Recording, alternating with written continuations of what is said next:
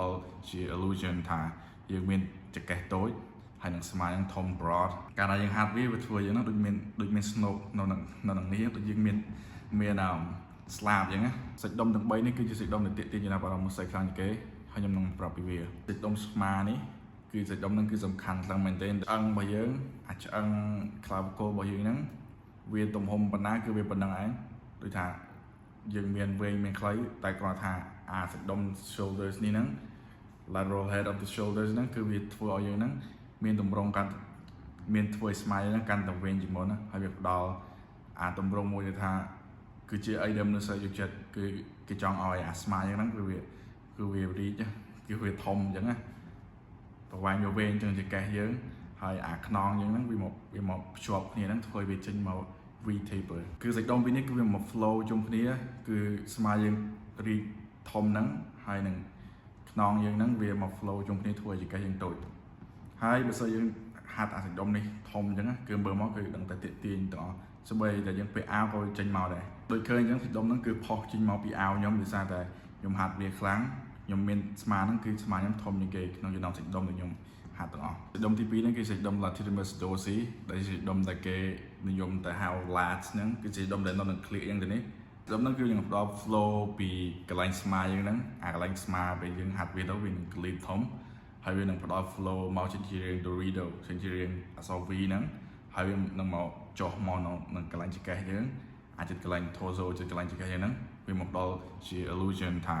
យើងមានចង្កេះតូចហើយនឹងស្មានឹងធំ broad កាលណាយើងហាត់វាធ្វើយ៉ាងហ្នឹងដូចមាន snow នៅនឹងនេះដូចយើងមានស្លាបអញ្ចឹងណាកាលណាយើងហាត់សាច់ដុំហ្នឹងគឺសាច់ដុំហ្នឹងគឺវាទាក់ទាញខ្លាំងផុតបណ្ដោយវានឹងមកភ្ជាប់គ្នាវា connect ជាមួយអាសាច់ដុំពីរនេះសាច់ដុំពីរនេះគឺអាចនិយាយបានថាជាបងប្អូនគ្នាគឺវាស្លាប់រស់ជុំគ្នាវាមក connect ជុំគ្នាហើយសាច់ដុំទៀតហ្នឹងគឺវា tricky បន្តិចគឺជាសាច់ដុំទៅនេះ like របស់ពោះនេះ abdominals សាច់ដុំហ្នឹងគឺចង់និយាយថាពេលយើងហាត់ដំបូងគឺយើងអាច focus លើវាទេដោយសារតែសាច់ដុំហ្នឹងពេលយើងមានវាគឺវាអត់ show ទេដល់ពេលដែលយើងមានចិត្តខ្លាញ់អញ្ចឹងណាព្រោះសម្រាប់ខ្ញុំផ្ទាល់ខ្ញុំនៅតែមានចិត្តខ្លាញ់ដែរគឺខ្ញុំកំពុងតែ in the process នៃការទម្លាក់មកហើយដើម្បី show the muscle the ab muscle bro I can't speak my language ណាក៏ដឹងដែរសាច់ដុំហ្នឹងគឺវាទាក់ទាញបំផុតដល់ពេលយើងដោះអាវគឺគេមើលមកគេឃើញអា abs ហ្នឹងគឺដឹងតែទាក់ទាញ like instantly ភ្លាមហ្នឹងគឺ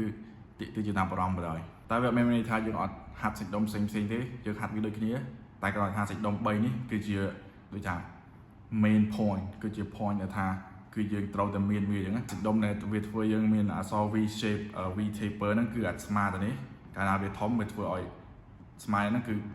ទាញកាន់តែវែងជាងមុនអញ្ចឹងណាហើយដល់ពេលវាមក flow ជុំអាសាច់ដុំ lats នេះមកអាសាច់ដុំខ្នងទៅនេះមកអាកន្លែងជិត clear យើងវាមក flow មកចេញឲ្យធ្វើយើងហ្នឹងមានអាទម្រង់ធំនេះហើយដល់ពេលចង្កេះយ៉ាងហ្នឹងវាតូចអញ្ចឹងណាវាផ្ដល់ដូចជា illusion ហ្នឹងវាដូចទៅនឹងពេលមនុស្សមានតាគៀកធំជាហើយអាកន្លែងចង្កេះគេហ្នឹងវាតូចអញ្ចឹងណាវា illusion អញ្ចឹងណាយើងត្រូវតែហាត់សាច់ដុំផ្សេងៗទាំងអស់ព្រោះសាច់ដុំទាំងអស់ហ្នឹងវានឹងផ្ដល់ flow មួយដែលគេហៅថា balance and proportion គឺនឹងវាមកផ្ដល់ proportion ទាំងអស់យើងអាចមានស្មាធំខ្នងធំ lats ធំហើយជើងតូចដៃតូចទេគឺយើងត្រូវមើលទៅដូចថា flow អញ្ចឹងណាគឺវាមានសពបែបសពយ៉ាងមិនមែនថាតែអក្សរ V ហ្នឹងហើយដៃយើងតូចជើងយើងតូចគឺវាអត់ចេញ flow មកវាធ្វើឲ្យកាលណាដែលថាមួយផ្នែកនៃសាច់ដុំរបស់យើងហ្នឹងវាធំខ្លាំងលើសលុបពីសាច់ដុំផ្សេងៗគឺនឹងធ្វើឲ្យមើលទៅវាកើតជាទម្រង់អត់ស្អាតវិញអញ្ចឹងណាគឺយើងចង់ឲ្យវាធំដែរតែយើងអត់ចង់ឲ្យវាធំពេកហួសពីអីផ្សេងដែលសាច់ដុំនៅក្នុងខ្លួនរបស់យើងណាដូចសូម្បីតែមនុស្សទៅថាតាគៀកធំពេកអីធំពេកក៏វាអត់មើលទៅវាអត់ flow ជុំជើងជុំដៃវិញអញ្ចឹងណាវា flow ជុំអីផ្សេងយើងចង់ឲ្យវាមើលទៅវា flow ជុំគ្នា